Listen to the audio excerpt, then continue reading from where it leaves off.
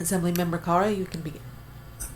Thank you so much, Madam Chair. I would first like to recognize the thorough committee analysis and accept the proposed amendments, and I really appreciate the hard work and many hours put into this by the committee staff and by you, Madam Chair, as well. Assembly Bill 2200, the California Guaranteed Healthcare for All Act, is the policy framework for a single-payer healthcare system driven by quality of care, not profits, that is efficient, not weighed down by administrative waste, and that builds a thriving healthcare network upon a foundation of equity. The last time this committee passed out a policy bill on single payer, the world was still healing from a global pandemic that exposed serious vulnerabilities and inequities in our current system. It was during this once-in-a-generation moment that many questioned our status quo system, a system that incomprehensibly ties access to healthcare to employment, a system that through costly co-pays and deductibles cruelly forces people to ration the care they need, a system that pays the most among high-income countries for some of the worst health outcomes, a system that allows thousands to die and millions to go bankrupt every year.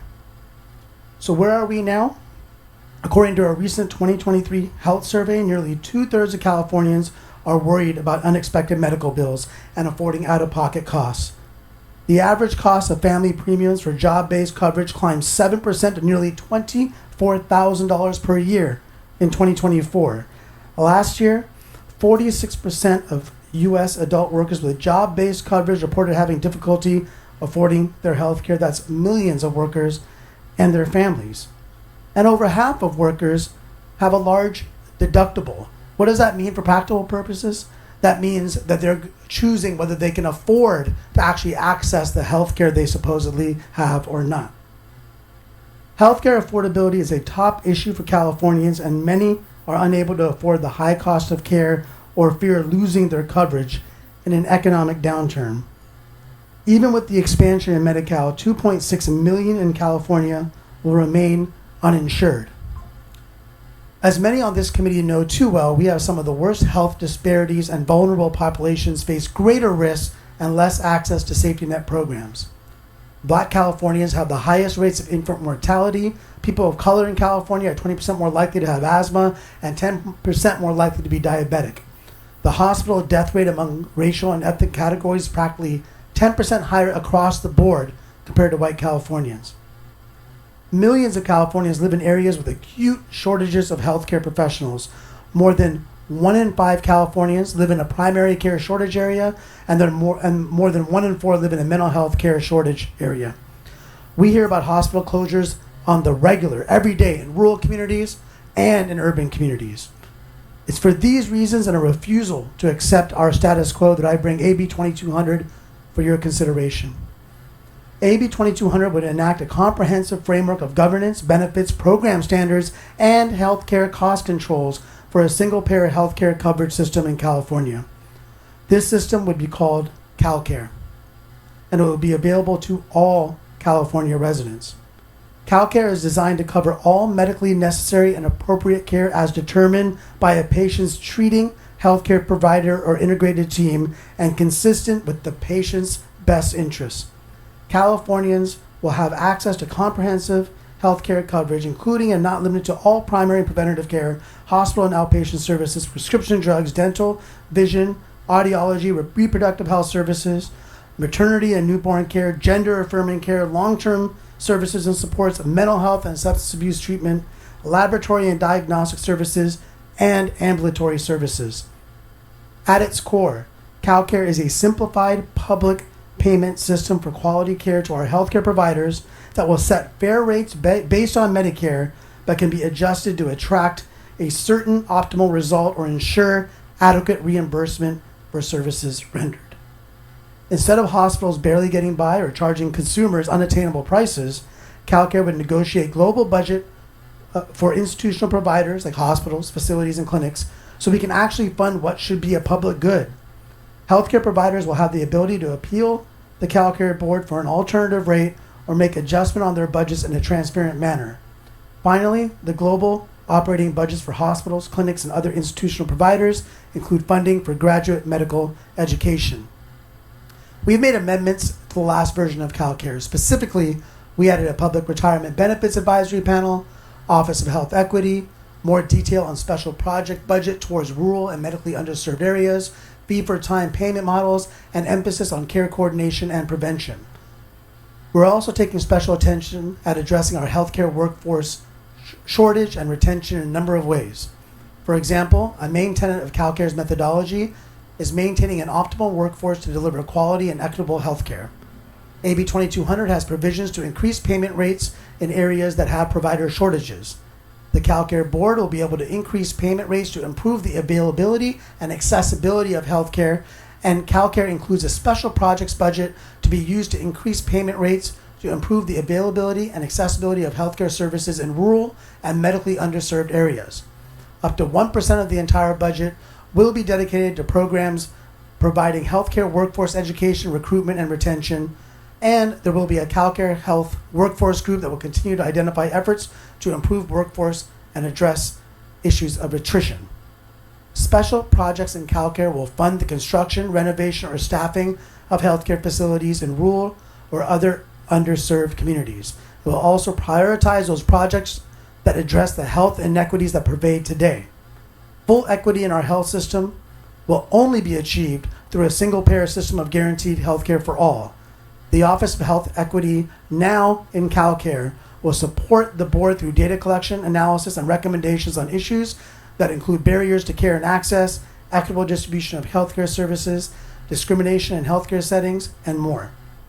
Study after study has shown that a single-payer healthcare system with comprehensive coverage for all would produce massive savings on healthcare costs. As a result, California could provide better healthcare coverage to all and do so for less money than our current system.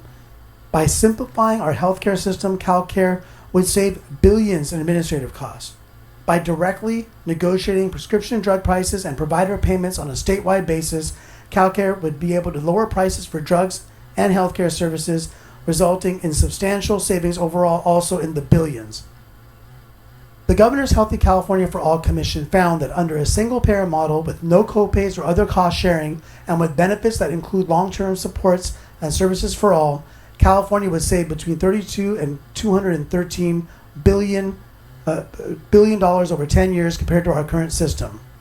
Opponents will say California can't afford to sustain this system, but the Commission also found a higher rate of growth in spending to our current system. And under a single-payer system, the gap of funding needed is $16 billion less than what California has already paid for employer contributions, premiums, and out-of-pocket expenses that our status quo requires us to pay. The reality is that CalCare is not only good for California businesses, it is good for California businesses who are being pummeled with year-over-year insurance premium increases with no ability to negotiate or push for some sense of moderation. The Commission conducted polling that found that 65% of Californians with low incomes and 72% of Californians of color with low incomes support a proposal to replace all Medicare, Medi-Cal, Cover California, and private job-based insurance plans with a single statewide government program that would cover health care for all people who live in California, regardless of income. CalCare will save lives. The Commission reported a universal health care system would save an estimated 4,000 lives every year in the state. Inevitably, someone will ask how we will pay for CalCare, especially in today's budget climate. AB 2200 is the policy framework and a policy bill that's needed to engage the federal government on a consolidated waiver, and there would need to be a fiscal analysis on what funding will be needed to fully transition and implement it. This may take years, but we should and must act now and make progress on the policy, or we don't even get to any point of discussing how we can create real cost savings for Californians. Members, we have an opportunity to set the stage for universal, affordable, equitable healthcare justice for all in California and be a model for the nation on what a progressive alternative to our fragmented, profit-driven status quo would look like. Imagine for a moment how California would have fared under a single-payer, universal healthcare system during the COVID-19 pandemic. People that immediately lost their jobs will still have their healthcare. Hospitals would not need to worry about a pay source. The state would be better coordinated on providing access to vulnerable communities and directing critical healthcare services like PPE and vaccines. And most importantly, lives would have been saved. One published study examined the potential benefits nationwide and estimated that the United States would have saved 212,000 lives in 2020 alone, and that $106 billion of medical expenses associated with COVID-19 hospitalizations could have been averted. CalCare is not just a healthcare justice bill. It's a racial justice bill. It's an economic justice bill. It's a gender justice bill. It's about affirming the fundamental right to healthcare, a right that should never, ever be contingent on your job, on your wealth, or where you live, or where you were born.